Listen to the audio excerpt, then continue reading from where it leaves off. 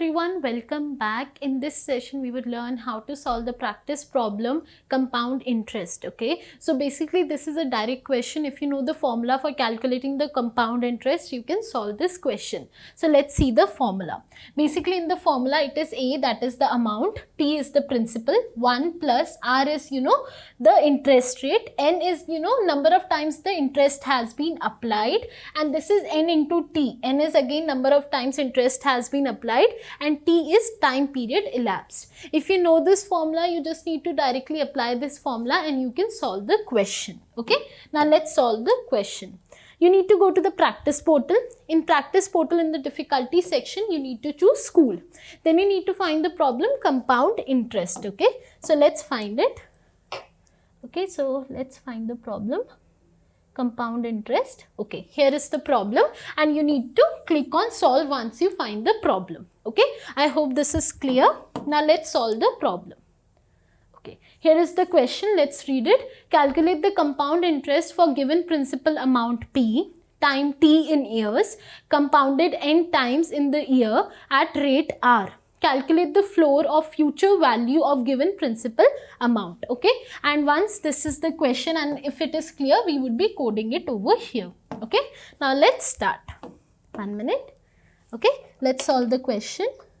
So basically first I would declare a variable amount that is equal to integer because I need a floor value, right? P star. Okay, now basically I would be applying math dot power, that is math power. Okay, that is the built-in function, circular bracket.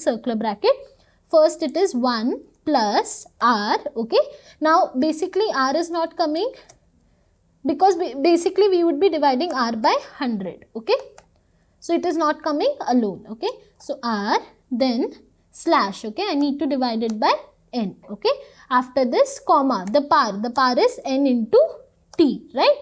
Now I need to return with the value of amount. So return with the value of amount. Now over here I would just import math.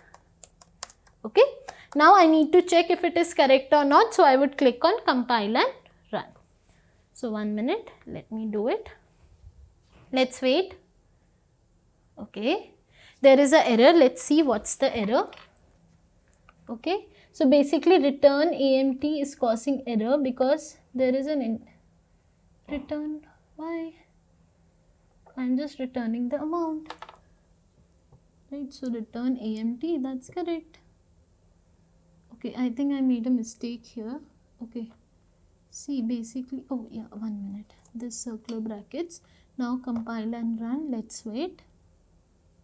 Okay. Okay, the compilation is completed and my output is matching with the expected output. So now I would submit the given problem. Okay, so let's submit it. The problem is solved successfully and this is how you solve the practice problem compound interest. I hope this video was helpful for you and you guys enjoyed it. If you guys have enjoyed the session, make sure you click on the like button and subscribe our channel, and thank you for joining me today. Thank you.